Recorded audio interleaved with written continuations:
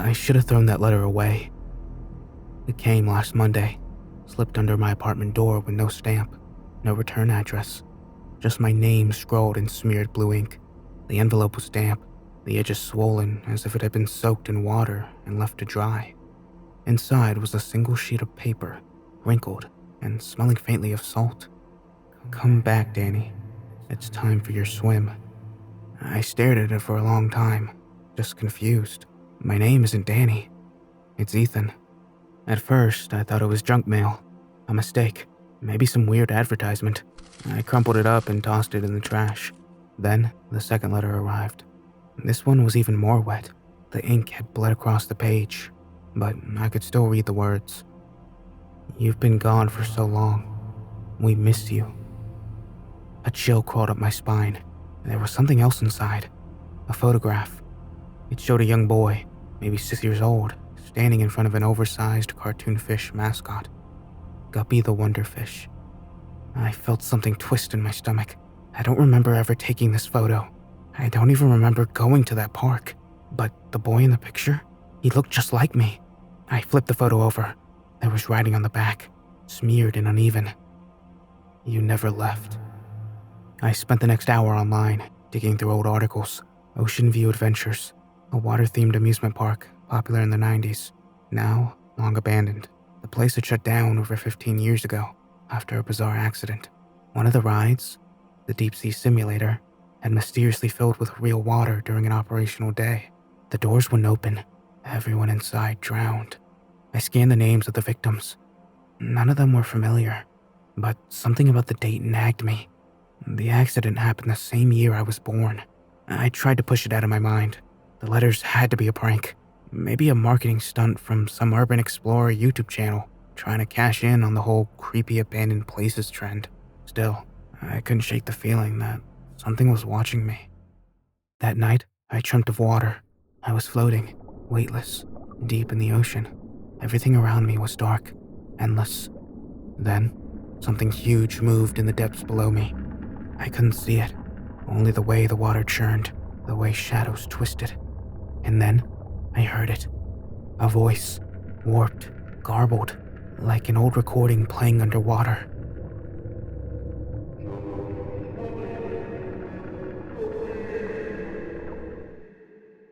I woke up gasping, my sheets soaked in sweat, but as I sat up, my breath caught in my throat. My floor was wet. A dark puddle stretched out from my bed, leading to my front door. Something had been here. And waiting just inside the doorway was another letter. I picked it up with shaking hands, feeling the damp paper stick to my fingers. There was no message this time, just a single new photograph. It showed my apartment. A picture taken from outside my window. The angle was impossible. I live on the 3rd floor. I turned it over. "You're almost here." I dropped the letter and took a step back. A noise echoed through my empty apartment, a wet, sloshing sound. I turned toward the bathroom. The sink faucet was on, water dribbling down the basin. I swore I didn't use it that night, but something was off. The water, it wasn't clear. It was dark, murky, like salt water, like it had come from the ocean. I shut it off, my pulse hammering. My hands were shaking. This was all in my head. It had to be. I turned back to the letters, now sitting in a fresh puddle on my kitchen table. I should have thrown them away. Instead, I grabbed my laptop. I needed answers. I barely slept after the 3rd letter. Every time I closed my eyes, I was back in the water, floating in the deep, feeling something huge moving beneath me. I didn't go to work. I barely ate. I spent the whole day searching for info about Ocean View Adventures. The drowning incident was everywhere in old news archives. Dozens of families had filed lawsuits, but no one could explain how the Deep Sea Simulator ride had filled with real seawater. And the reports mentioned that some of the bodies were never found. But what bothered me most wasn't the accident. It was the park's mascot. Every old ad, every grainy YouTube commercial, every newspaper clipping showed the same grinning character. Guppy the Wonder Fish. In every photo, his eyes looked wrong. Too round, too glossy, too real. That's how I found Howard Lynch. He was the last surviving park manager, and the one who had been working the night of the accident. I found his address in a decades-old interview, and drove an hour outside town to find him. His house was a rotting old bungalow, sagging under years of neglect. When he answered the door, he looked like a corpse. Hollow cheeks, eyes sunken and yellowed, darting around like he was waiting for something to crawl out of the walls. I told him about the letters, the photographs, the dreams. Howard stared at me for a long time without speaking, in a voice like rusted metal. You were there that night. I felt cold. No, I said, shaking my head. That's impossible. I was born that year. Howard's lip twitched. You don't remember, do you? He turned and beckoned me inside. I hesitated, but then I saw the drawings. His living room was covered in them. Hundreds of crumpled sheets of paper pinned to the walls, littering the floor. All of them were the same. Guppy. Different versions. Some in his old mascot costume. Some looking wrong. Too long. Too stretched. His eyes too big. Near the door, a drawing of me. I recognized my own face, crudely sketched, standing next to Guppy. I don't remember this. My voice felt distant. Howard laughed softly, not amused, just tired. They never do. I swallowed hard. Who's they? Howard's hands were shaking. The others. The ones that got out. Something crawled up my spine. The others? Who escaped? Howard didn't answer. He just pressed his fingers to his temples. His voice was almost a whisper. You don't leave the park, Danny. It leaves you. A noise cut through the room, a wet, sloshing sound. I turned toward the hallway. Howard's bathroom door was cracked open. Water dribbled from the sink faucet. I could see it pooling on the floor. Howard went still. His breathing quickened. His mouth opened slightly. He's here.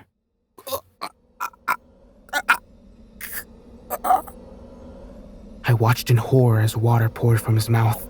The words barely left his lips before he choked. Not vomit. Seawater. Thick. Dark. What's happening? Howard gasped, but more water forced its way up his throat. His body convulsed, his arms jerking like a puppet on strings. He fell forward onto the table. The sound of dripping water filled the room. And then, silence. Howard wasn't moving anymore. I stood there, shaking, waiting for him to breathe again. But he didn't. He just sat there, limp, his head on the table, completely dry, like nothing had happened. I grabbed my keys and ran. When I reached my car, my hands were still shaking. I jammed the keys into the ignition, glancing up at Howard's house. The bathroom light was still on. Water spilled out beneath his front door. I threw the car into drive and peeled out of there. By the time I made it home, my heart had finally slowed. I stepped out of the car, rubbing at my face. And that's when I saw it. A fresh puddle in front of my apartment door. A new envelope. I picked it up, my fingers trembling as I tore it open. No messages this time, just a new photograph. I turned it over. It was a picture of my car, taken from inside Howard's house. I didn't sleep, not after what happened to Howard, not after seeing that last photograph. Someone had been watching me. Someone inside Howard's house had taken that picture. But Howard was alone. And now, I couldn't even finish the thought. The only thing I knew for sure was that I needed answers. I needed to go to Ocean View Adventures, the abandoned theme park where everything started. It wasn't hard to find. Ocean View Adventures sat on the edge of town, surrounded by rusting fences and dead trees. The road leading up to it had been swallowed by nature, cracked pavement slipped by weeds. Through the gaps in the trees, I could see faded remnants of the park, the towering silhouette of the Ferris wheel, the skeletal remains of a roller coaster, the rusted gates barely holding together. The entrance sign was still there. Ocean View Adventures. Just keep swimming. The letters had rotted away in place, eaten by rust and mold. The gate was open. I hesitated. I had expected to climb a fence or force my way in, but this, it felt like it was waiting for me. I swallowed hard and stepped inside. The moment I crossed the threshold, the air changed. The crisp autumn breeze vanished. The air grew thick, humid. It smelled like the ocean. No, not the fresh, salty breeze of a beach. This was something else. Something rotting. I walked slowly past the broken ticket booths and into the main plaza. The rides were all dead. The Ferris wheel sat motionless, its gondola swaying slightly in the still air. The water park slides were dry, tangled with ivy. The game stalls stood empty, their prizes reduced to moldy stuffed corpses. But the worst part? The music was still playing. Somewhere in the park, old speakers crackled to life. A soft, distant tune played a distorted version of Guppy's jingle. I shuddered. It sounded warped, slowed down, like a dying battery winding to a stop. I checked my phone.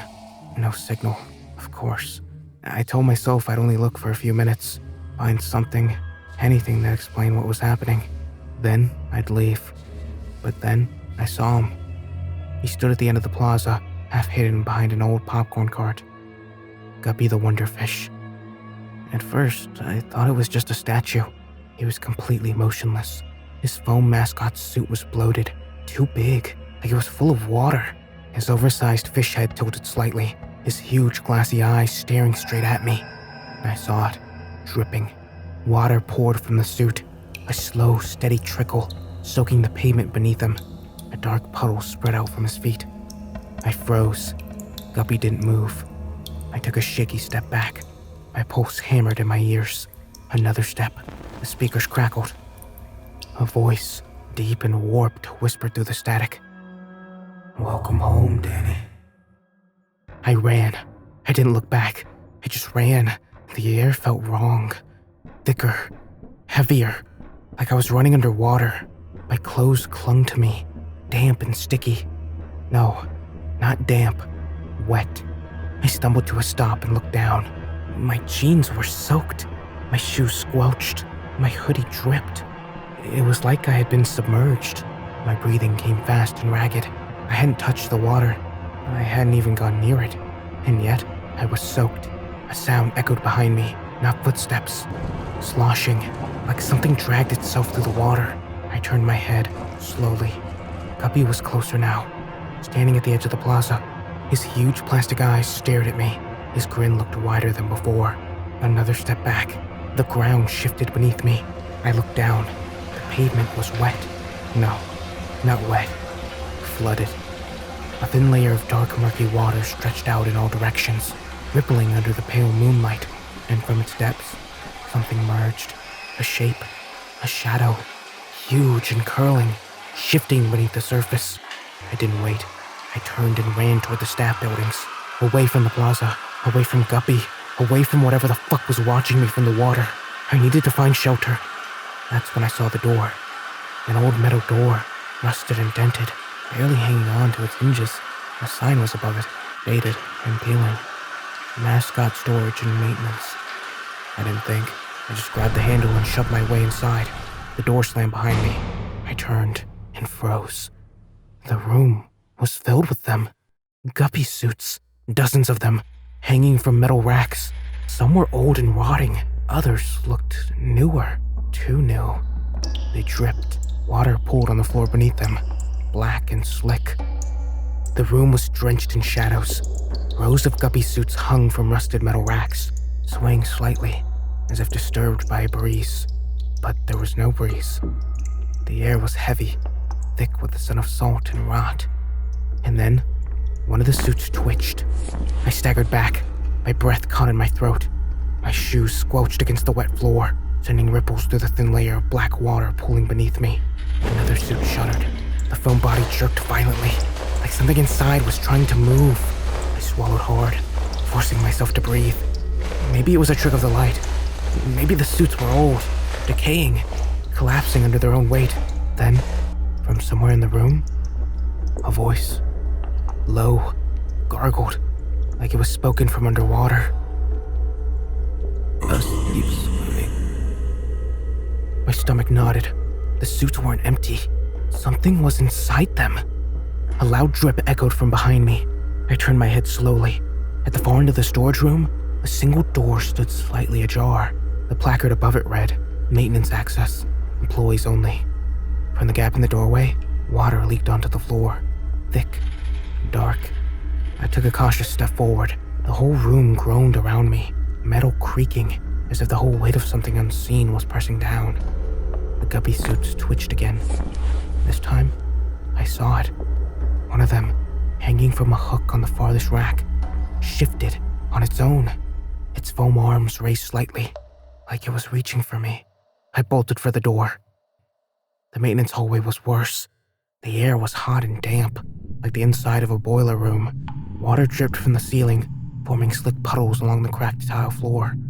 I moved carefully, my pulse hammering. Somewhere in the distance, I could hear the faint hum of machinery. The walls were lined with old animatronic parts, discarded mascot heads, mechanic limbs, deflated costume pieces. The once bright colors of Ocean View Adventures had rotted away, leaving only a sickly, bloated ruin. A deep slosh echoed behind me. I turned too late. The water in the hallway rippled violently, and something stepped out from the darkness. It was Guppy, but not the same Guppy I'd seen before. This one was wrong. His foam body was swollen, seams stretched to the brink of bursting. His once cartoonish grin was too wide now, too full of teeth. His bulging eyes glistened in the dim light, reflecting something inhuman. His arms hung limp at his sides, fingers twitching. His whole body dripped. Water gushed from the gaps in his costume, cascading onto the floor in a steady, bubbling stream. He didn't move at first. He just watched me. He tilted his head. "You'll never laugh, Danny." His voice was wrong. Not an animatronic recording. Not human. Something hollow, like it had been dragged from the ocean floor. The lights flickered. The water in the hallway surged upward, swallowing my ankles. I ran. The hallway stretched on forever. The water kept rising. By the time I reached another door, it was already up to my knees. I grabbed the handle and shoved it open, stumbling into the next room. I barely had time to register what I was seeing before the door slammed shut behind me. I wasn't alone. The room was circular, metallic. This wasn't part of the park. At the center, a massive glass tank sat embedded in the floor, cracks spiderwebbed along its surface. The water inside churned violently, as if something was stirring beneath. I stepped closer, my breath coming in short gasps. Something was down there. A shape, a shadow, coiled deep in this abyss. Then, from behind me, a whisper. "It's time for your swim." I spun around. Guppy stood in the doorway. The water surged forward, crashing into me. I stumbled back. The glass beneath me cracked. The last thing I saw was Guppy's unblinking eyes as the floor gave way beneath me. And then I was falling down into the black abyss below.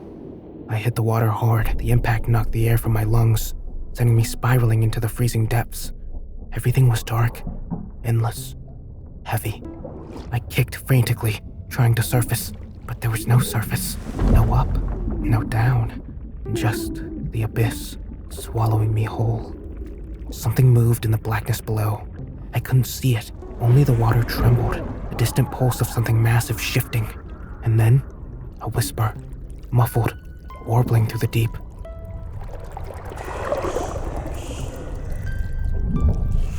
A jingle.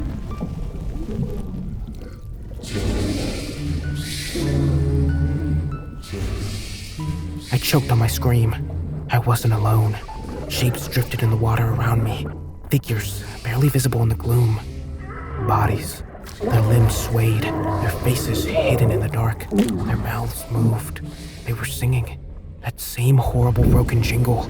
The words lost in the choking water. A hand brushed my leg. I kicked away, desperate, my lungs screaming for air. From above, light, faint, shimmering.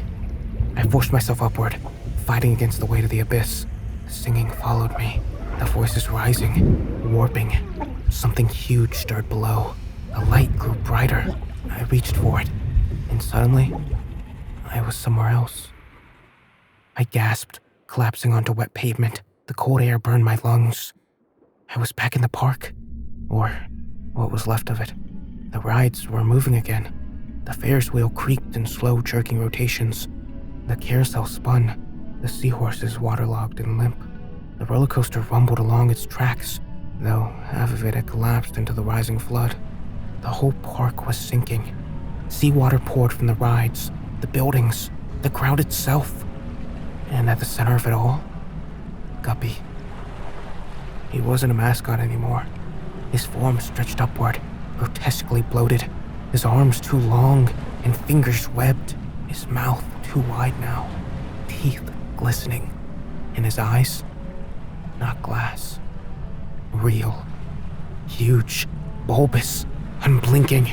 He raised one dripping arm and gestured toward me. His voice slithered through the drowning park, rising above the rush of water. You never left, Danny. I shook my head, my heart slamming against my ribs. I'm not Danny! I croaked. I don't know who the hell you think I am, but I was never here! Guppy tilted his head. His mouth gaped open, and from deep inside his chest, garbled, warbling voice rose. Not one voice. Dozens. Hundreds.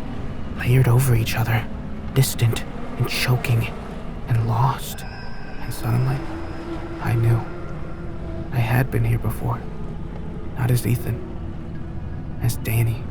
A child, lost in the crowd, holding my mother's hand as we stepped onto the deep sea simulator. I remembered the door locking. I remembered the water rushing in. The screams, the panic, and then nothing. I had drowned, and somehow I had left. Somehow I had been given another life. But the park, it remembered. And now it was taking me back. The water swelled around me, creeping up my legs, my waist. I turned, searching for an exit, for anything, but there was nothing left. Just the ocean, just Guppy. He took a step forward, his bloated, towering form casting a shadow over me, his mouth stretched open. I screamed as the water rushed over my head.